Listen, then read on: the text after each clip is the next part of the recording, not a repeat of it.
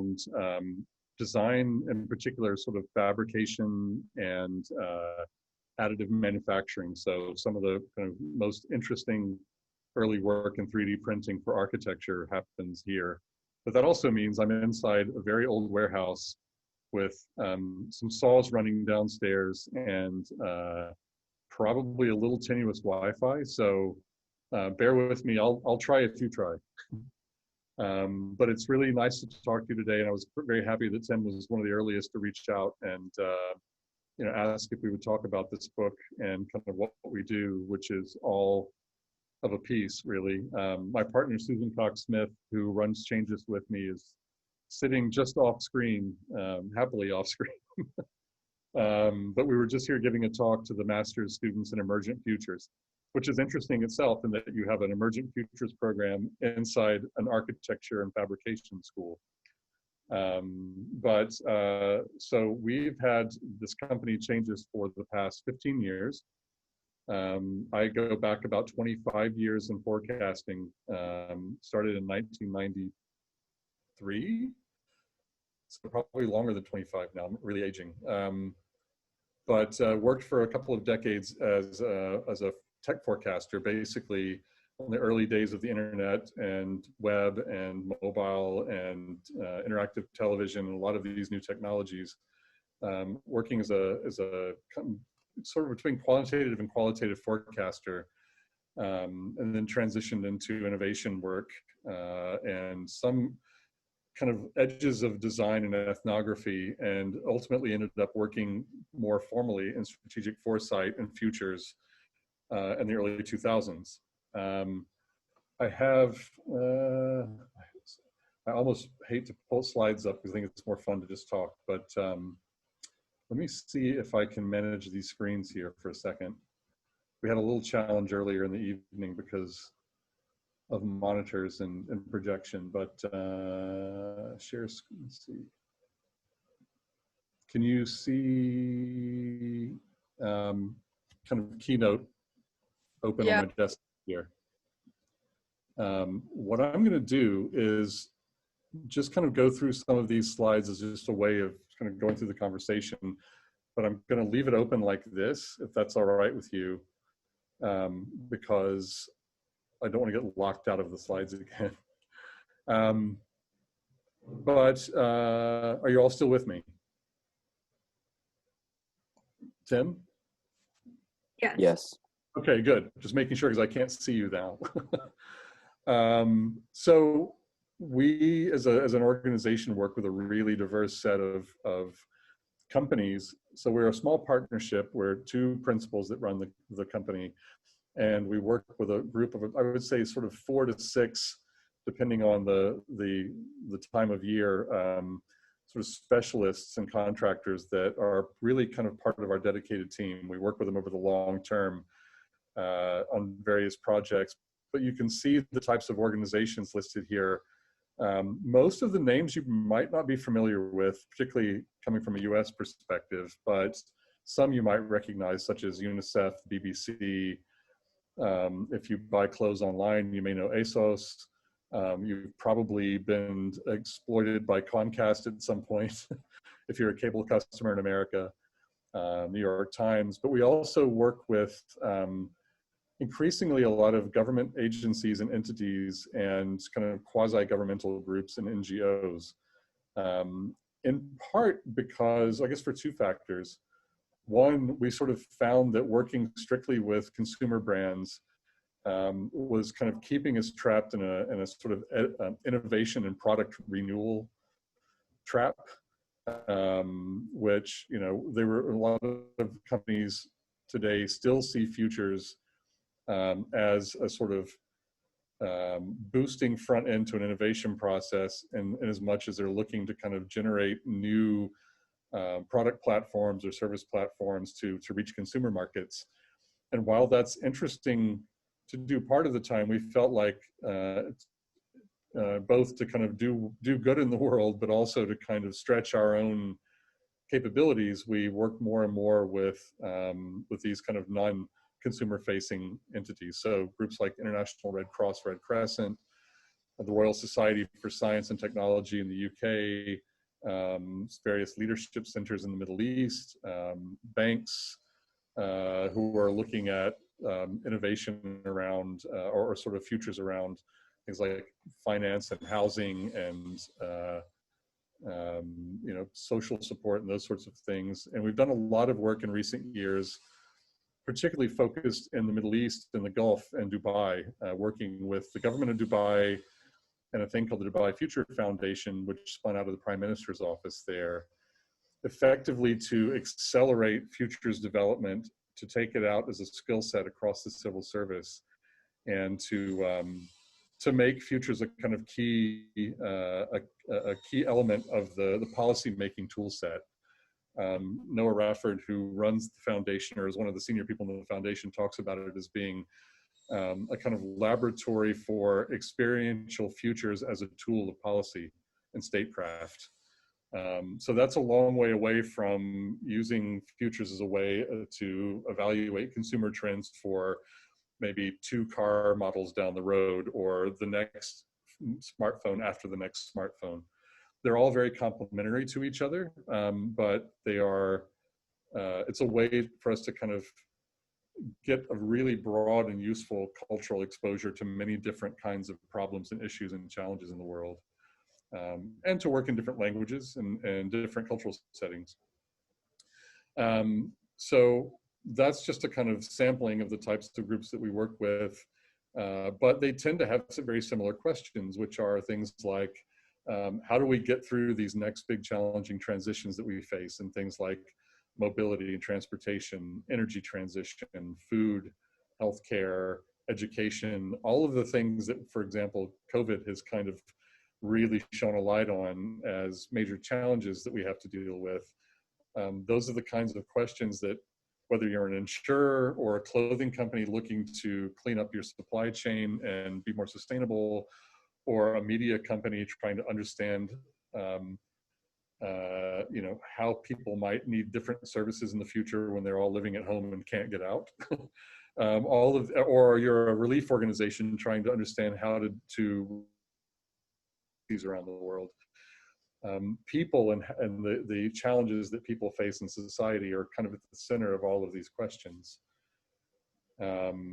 So as Tim mentioned, we took a break at the late last year after 14 years of doing this work in an applied sense around the world, and also after about a decade of teaching from the US, a summer school for incoming university students, to here in Barcelona teaching a program in a design school just after the financial collapse in 2007, 2008. To working in a place like the Middle East and the Gulf and Dubai and Abu Dhabi, dealing with very, very different kind of social and technological dynamics. We decided to step back and try to distill a lot of that learning into a text that not only could we sort of selfishly use to teach from, but also would be appropriate for putting the power or the capability of some of these practices in the hands of people who are non-specialists. And that could be non-specialists as in someone who is a social researcher, or a designer, or a strategist of a different stripe, or a policymaker, or an artist, or someone running a community group, all the way down to individuals, just people on the street who need to be able to make some sense out of the chaos that's around us right now, and understand how to kind of regain agency over mapping your own future, so that if you don't like the one you're facing, you can counter propose a future that's more preferable to you. So myself, my colleague Madeline Ashby, who is American futurist and science fiction writer living in Toronto, and my colleague Susan here sat down and spent about 3 months digesting, I guess, the most practical bits of the knowledge that we had to try to put a book together that would convey, not try to sort of get across a sort of trademarked process, but to say, look, if you're going to engage in anticipation, which we think everyone should do it and should do, what are the sort of key elements and building blocks of that, and what questions should you be asking? How should you approach issues in the world around you? How do you become a better sensor and sort of observer and sense maker of change that's happening around you? And then how do you engage other people and tell stories?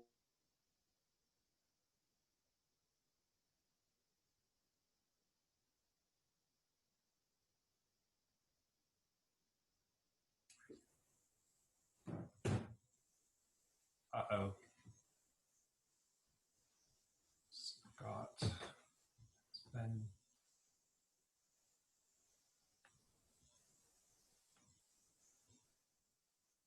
Help psychology book, but I do think that it can be used at an individual level, for example, as a student, to think about what kind of options lie out there in front of you.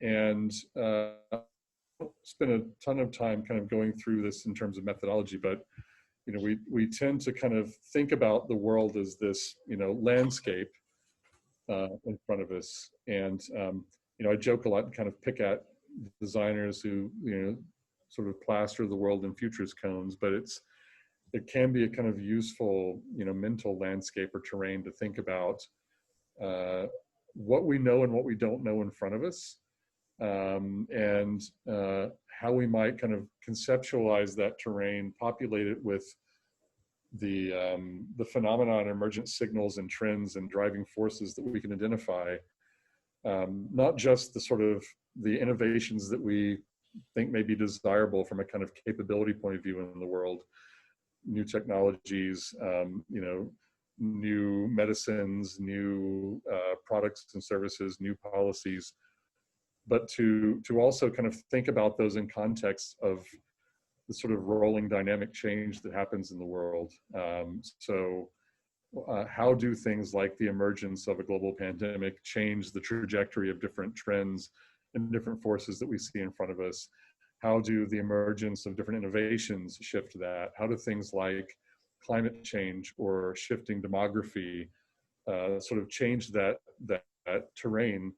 And then even as we're sort of mapping this real-time shifting landscape of the future in front of us conceptually, how do we determine what the favorable path through it, that kind of moving set of dynamics is? So everybody has a different mental model of the future in their head, or maybe they haven't articulated one yet. But what we sort of propose is a very basic and simple way to think about that. Yeah, that sort of the future space is a kind of blank map that you can then engage in sufficiently rigorous or structured, grounded research to understand better, and then to make sense of the convergence and collision and sort of counter forces that emerge across that space. We deal with a lot of different kinds of organizations. And these are some of the things we kind of lay out in the book, and talking about, not every question about the future is the same. Some organizations are simply looking to get an early warning, to have some kind of trigger or sort of system of anticipation or sort of radar that gives them a sense of what's coming. So you can identify some of the critical forces and then ask how they might impact the role of that organization and what it does for its customers or its citizens or its stakeholders. Others may be a bit more mature and sort of looking to envision the possibilities that emerge from the kind of crossing or collision or convergence of different trends.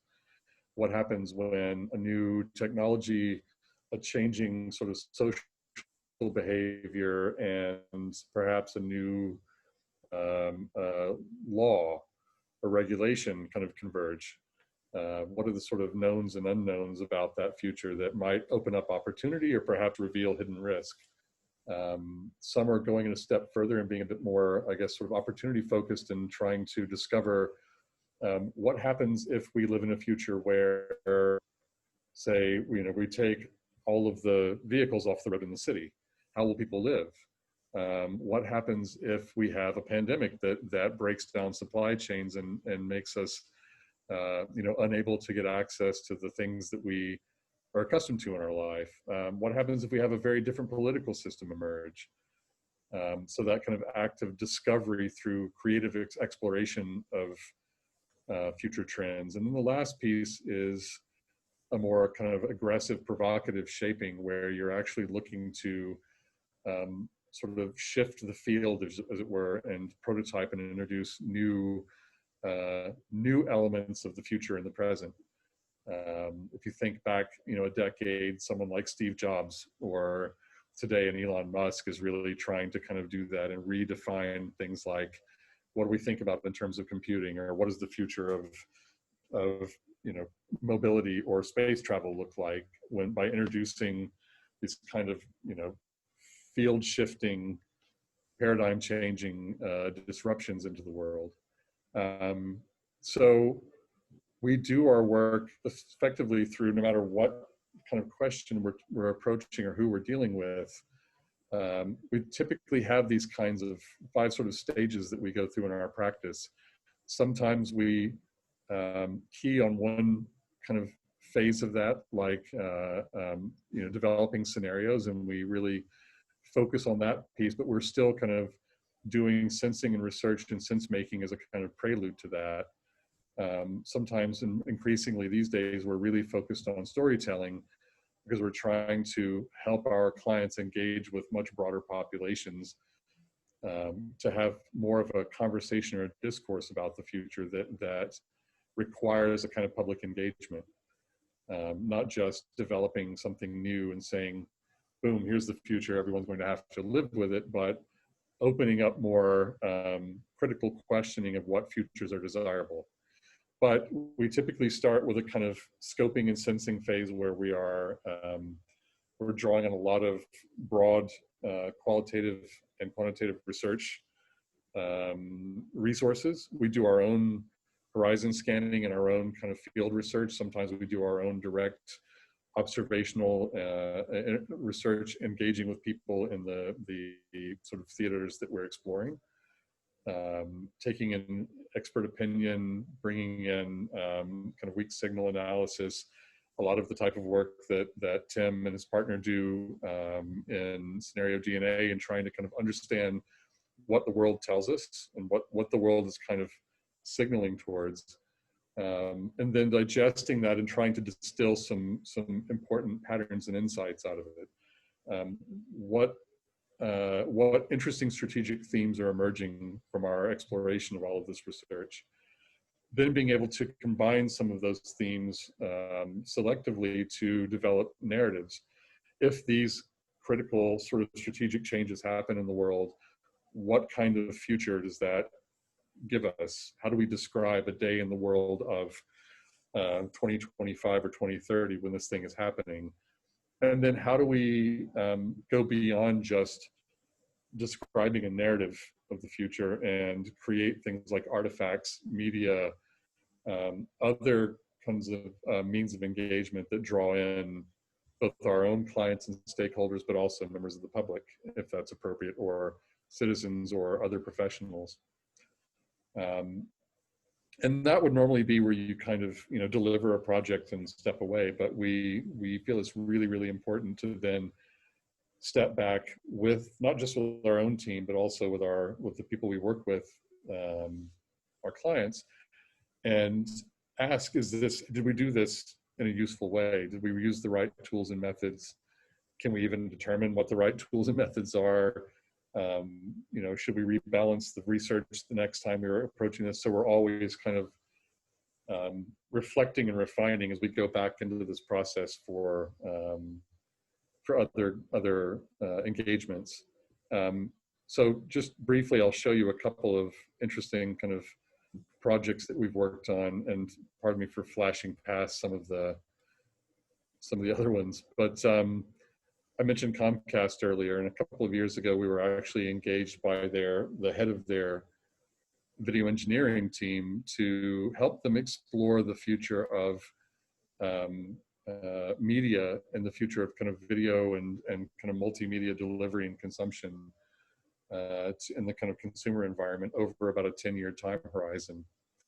And the interesting thing was they weren't necessarily looking for new innovation platforms as much as they were looking to kind of stir up and provoke and challenge their own teams internally to think bigger and to kind of get out of the day-to-day, siloed kind of development rut that they were in.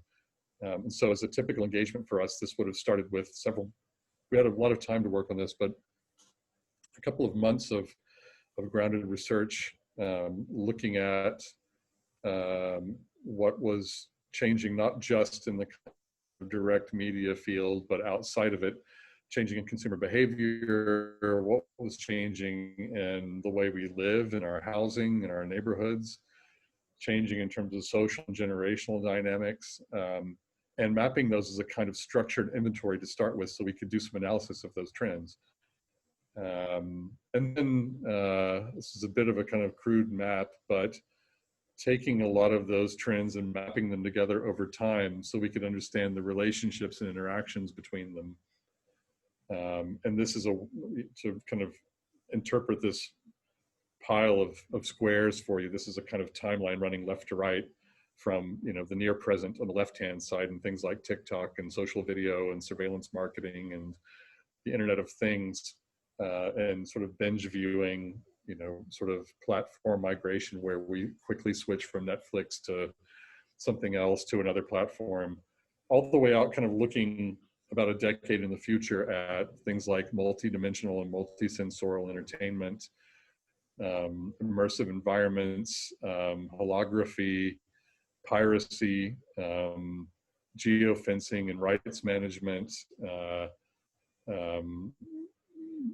things like deep fakes and deviant content, all of these things that we see kind of emerging now as that are really stirring up the media landscape. And then started to kind of draw some pathways through these qualitatively to think about what different stories emerge and how we could solidify those into distinct but coexistent narratives. And so in other words, not completely different futures, but futures that could kind of live alongside each other. And then describe those futures in a way that we could present them to the client team in a way that they could engage with them and think about how would this future change what we need to be able to do, what we need to be able to deliver, the technology, the content, the skills, all of these sorts of things. And so we generated a set of 5 scenarios that were sort of represented almost as a kind of Netflix type interface, because we wanted to use a sort of familiar interaction metaphor for the team that we're working with, and created them almost like stories in the same way that you would select a Netflix program. And the one that I kind of have as an example here, this project was started about almost 36 months ago, but we finished about 2 years ago. And one of the futures we imagined was the future with accelerating climate change and social disconnection, where more and more technology was able to sort of both deliver richer media and kind of services experience into the home, but also where people might be kind of increasingly stuck in these sort of individual bubbles separate from each other. One of the things that was interesting about that was it meant that as a company right now that sees itself as buying TV programming or movies and investing in plots and shows and spin-offs, they needed to start really thinking about how they might end up in the real estate business and the architecture business and the healthcare business and the mental health business and the education business down the road. And it gave them a sort of 24-month head start on what we didn't know was coming, which is this sort of pandemic and all of the stresses that have been put on our kind of personal lives around what we're relying on technology to deliver to our homes. So we actually kind of presented this to them as a set of meeting minutes from the meeting of a residential building board, where all of the different kind of liaisons and specialists were coming together to present the problems that were happening with the technology infrastructure You know, the types of things that are really mundane, like co-op board minutes that you may deal with in New York. And it kind of took them into this different but mundane future that they could start to think about how would they deal with the customer support calls? How would they deliver education content if people were living in their homes and kind of learning, you know, in these sort of bubble environments? So just as a kind of example, we went from a, you know, very broad brush bit of trends research down to a way of focusing it so the client could figure out what challenges might be emerging in this future that would stretch them, require new things, divesting from some businesses, acquiring others, hiring people with different skill sets, perhaps lobbying local regulators, dealing with different kinds of policy. If you're a Comcast or a big cable company and you're suddenly delivering healthcare teleservices in the US, you're going to have to start dealing with things like HIPAA regulation and data privacy around medical information. That's not something they're set up to do now. So it kind of put on their radar a number of different areas that they needed to be paying attention to and get them thinking about how they would plan strategy for that.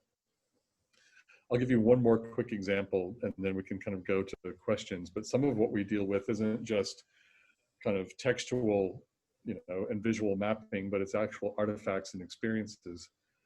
And one of the interesting projects we worked on in the past few years was for the International Red Cross Red Crescent. So this is the global body of all of the international or all of the national Red Cross bodies around the world. And coming up on their, I guess, new 5-year strategy at their kind of global governance level. So the most senior, you know, heads of the Red Cross around the world, they started investing in some internal foresight and futures capability, doing horizon scanning, identifying trends, but they wanted to kind of not necessarily shock, but engage and shake up the senior policymakers as they were considering their role in the next decade around the world and the sort of threats and challenges that emerge. And one of the ways they wanted to do that was through physical artifacts that could be a sort of representation of different future challenges. So they were interested in areas of how technology might disrupt their mission in the future. Things like blockchain and identity technology and drones and mobile, you know, things like WhatsApp and WeChat, lots of different small technologies kind of on the horizon that would perhaps be enabling for them, but also present challenges for them. But they were also thinking about issues like, where is migration and crisis management going to happen?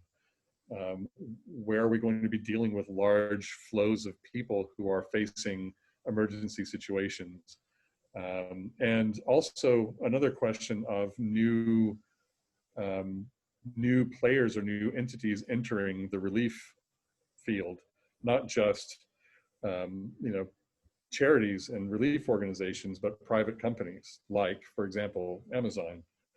And one of the things that we've seen in recent months is, for example, groups like Amazon Prime or companies like Amazon using their Prime program to deliver PPE in the field for, you know, COVID management in the US.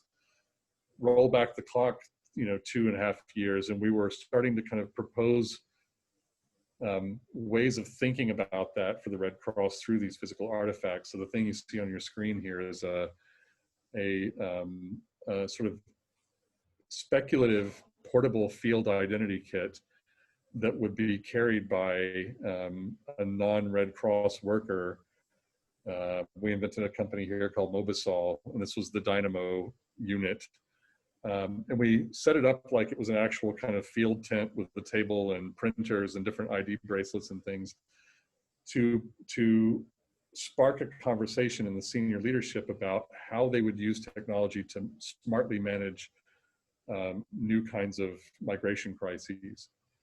And it actually had the desired effect of getting them into conversations in the global strategy session that they didn't anticipate getting into, thinking differently about how technology and identity might be managed in these crises. So we're not dealing with having to set up refugee camps in third countries, and only then, helping people on the other end of the crisis. How could you actually go to the source of the crisis and deal with them? So whereas the previous Comcast project was more of a innovation provocation, this was a way of materializing topics and issues that otherwise might be kind of brushed off or swept off the table in kind of important strategy conversations.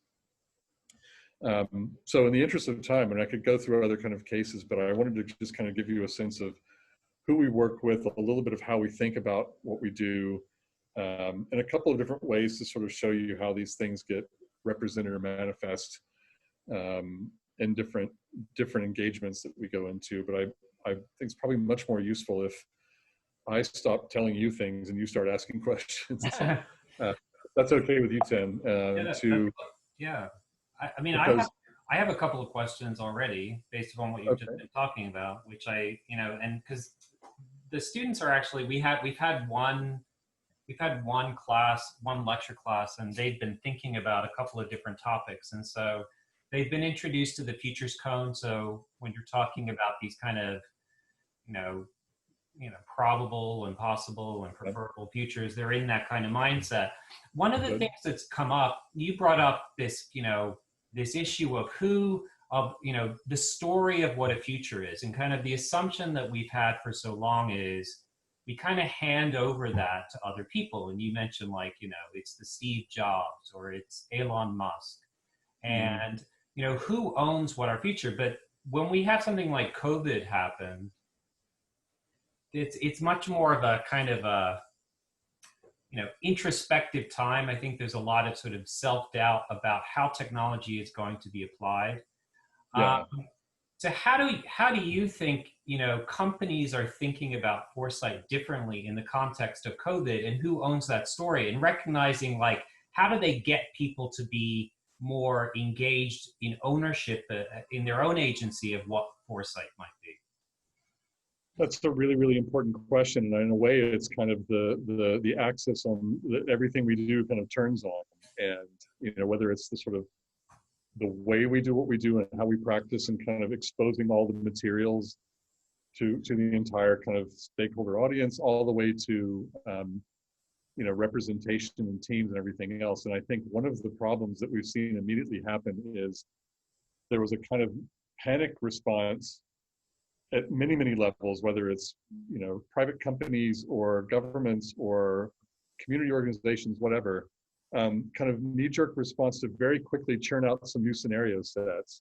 So great, there was a kind of, people quickly reached for futures tools because we need some of that to help us cut our way through the fog. But they sort of repeated the mistakes of the past, which was do a really fast processing without all the necessary information, develop these kind of monolithic, optional pathways of the future, and then present them as a sort of specialist insight. And very few of those got us any further down the road. And we actually one of the most interesting things we saw happen in all of this was some of the community organizations that we were familiar with in the UK, which is kind of one of our proximate markets from where we are, and we've worked there a lot. For example, there's a group that's an arm of the National Lottery, and the National Lottery in the UK sort of funds a lot of community innovation. The first thing they did was actually set up a very basic horizon scanning team made up of their community engagement officers. They went straight down to the grassroots and started distributing the responsibility to be collecting information from the world around them, bringing insights back in from the places they had to serve, feeding those into a good enough but not necessarily super refined process, and moving forward. They actually started kind of futuring on their own, just without sophisticated methods or whatever else. We talked to them. They consulted other people like Stuart Candy and some other great futurists to get enough information to start moving forward. They didn't let kind of perfection or expertise or virtuosity stop them. That point is such a critical point, and it sort of touches upon the students were introduced to kind of how to apply speculative design in the context of, and if you look at speculative design in a crisis, is all about recognizing the importance of adaptability. It's like if you were talking about your Comcast model, if we think about how to build the perfect news network, and we do that sort of in this overall, like how to give the most people information or whatever, but it doesn't work when the system starts breaking down. So you start recognizing the value of BPM. I mean, like looking at war journalists in extreme markets, working with high degrees of censorship in those markets. And you recognize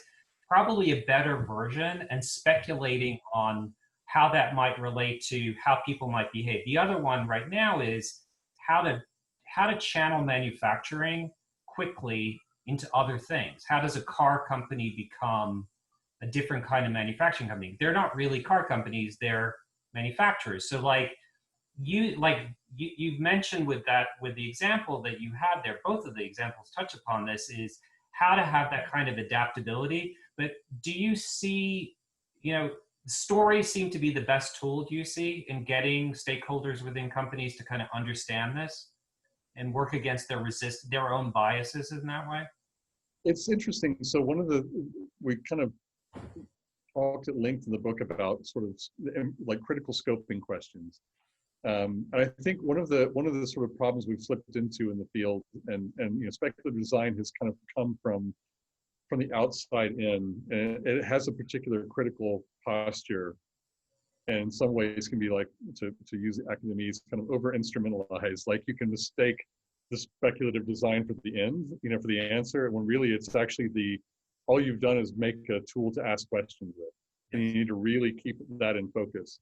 So a scenario, a story, an object, an experience, a model, a graph, a quadrant are all just, social technologies that we can use to ask more questions and discover things with. It could just as well be a way to show how badly something could work. So absolutely, and so being able to kind of turn those dials. I mean, it's interesting. Yeah. It was really, really hard to kind of talk about the Comcast project because it's actually kind of IMAX scope, but we intentionally set that up so that we could kind of dial up and down the challenges a little bit, and in some scenarios give them everything they ever wanted. They're quite happy, but actually it kind of chokes them on too much of what they already know. But then doing things like removing a quarter of their national network because of a climate emergency, where things like, AT&T is spending like billions of dollars to map how climate change is degrading their networks and whether or not they can actually afford to continue to support them. 5 years down the road, you might lose a big chunk of a U.S. telecommunications network because of multiple hurricanes. And you see this in California, right? You're burning down cable lines, power lines. PG&E is a skeleton organization right now. How do you create a useful spectrum as a kind of simulation to test what they know how to do really well, but also to challenge them in meaningful and careful ways that isn't just like, surprise, you're out of business, but is more, has more kind of nuance to it. You're touching upon another really sort of like hot topic right now, which is, how much of futuring is in the hands of engineers. Yeah. And like what that does. So you're working with Comcast. And so like, I imagine, you could talk to somebody and say, the future is 5G, but or the future is Internet of Things. And that's sort of an engineering framework that is meaningless. How do you help stakeholders understand futures being more behavior-based? It's really it's more about human beings, and less about the technology. Context. Contextualizing it for them by showing them, by mapping out not just the technology pathways, but the sort of simultaneous and parallel social changes, political and cultural changes, economic changes, values shifts, all of those things. And by seeing it all kind of mapped together, they then begin to get a sense of, okay, 5G is sitting here, but it's also happening in a moment of like populism and misinformation and political shifts that will support that misinformation, but also a kind of change in consumer behavior from high bandwidth to low fidelity media. Mm-hmm. That's not magic to show them that, but then when you see people burning down 5G masts, they get that their own engineering innovation doesn't sit in a vacuum. Mm-hmm. So Elon Musk's BFG, his big BFR rocket, doesn't sit in a vacuum. Mm-hmm. I had a great conversation with the team at JPL, Jet Propulsion Lab, like 3 days after the Mars lander launch. We're talking with like their kind of broad engineering team, and it's like, great, okay, you put this Mars lander up there, it's going to have a 10-year lifespan, and it's going to give us science that does things over a 50-year time horizon. But I couldn't help but notice the broadcast of the launch involved everyone wearing PPE and being separated by plastic separators. And oh, by the way, LA was burning. We had to actually postpone the JPL conference because too many of the engineers were dealing with their the Black Lives Matter protests and kind of climate crises in their own city. It's like, you've just made a Mars lander, but you've made a Mars lander at a moment when the social fabric is coming apart, major change is happening, and you can't breathe for two different reasons. It's what you choose to pay attention to, and, right. and another example of that would be, we were talking about this before. To work in forecasting is to sort of be kind of the crazy person that nobody is listening to enough, but then enough time goes on and you say, well, I told you so. Is that we're talking a lot about the sort of social media, what has happened with Facebook. But the reality is that there were counterpoints to Facebook that emerged at the same time, one of them being diaspora, and actually having a tragedy around it. There was a suicide sort of associated with that. And they were there. And so the signals are always there. The question is, are we looking at them? So in a way, like, the problem for us as forecasters and also as designers really is that, what story do we choose? And are we picking a winner? And is that the best sustainable strategy for how design is going to work? Because Facebook obviously doesn't work in a lot of ways now. And so so we're paying that price, but you could have known that a lot earlier. There were it wasn't as though it was magic. It was other people were telling you that you needed to study that descent and understand how it might become broader over time. Well, I mean, people say all the time, it's like, oh, Margaret Atwood, William Gibson, how are you so prescient? What did you predict? They'll be the first to tell you. They don't predict these things. They're simply paying attention to a different focal length than the reader is.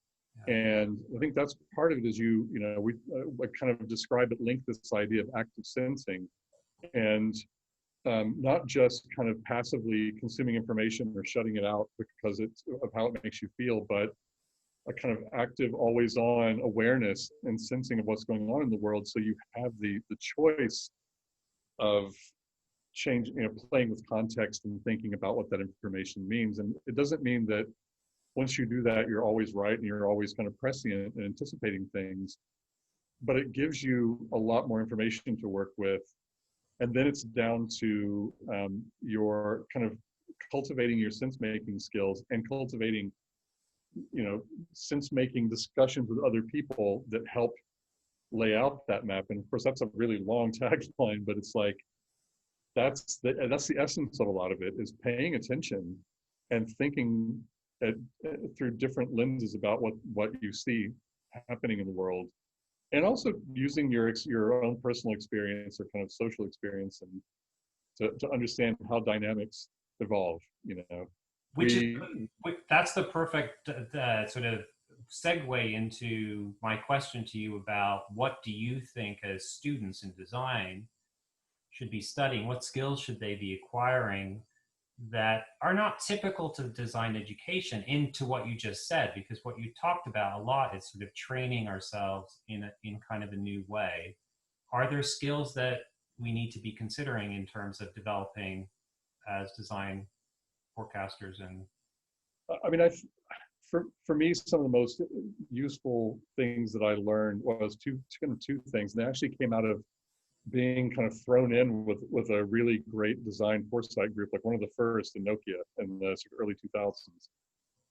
There really hadn't been a team anywhere that I'd seen that was as multidisciplinary as they were, but also leveraging, like, a lot of the history of futures and foresight work is desk research and paper analysis. You know, it's sitting in a room without any sunlight, looking at information, getting out and sort of seeing the world, engaging with people, using kind of qualitative research methods that you learn as a designer or should be learning as a designer.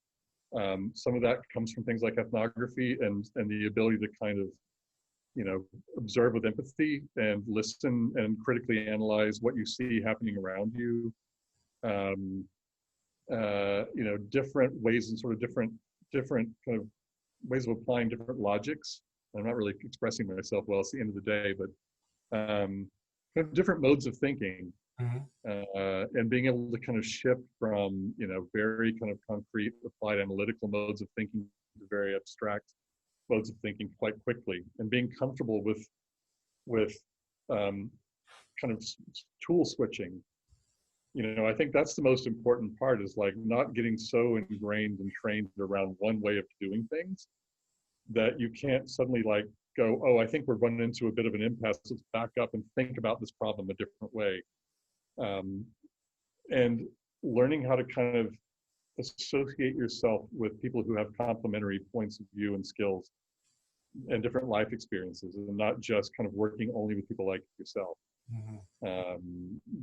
Those don't sound like kind of discrete skills that you pick up in, but I think they're important because it's informed by how you set up project teams and the work you're doing right now, working with people you don't have anything in common with, you know, so that you've got some kind of you know, exchange of information and insight. And sorry, we're probably close to time. I'm using the room. Yeah, but sort of making sure you are constantly kind of challenging yourself to be agile in the work you do. You know, it exhausts us sometimes, but we try to be changing all the time in the way that we approach what we do, so we don't get settled into one method, one tool, and only one way of communicating about it, and then learn how to tell a story.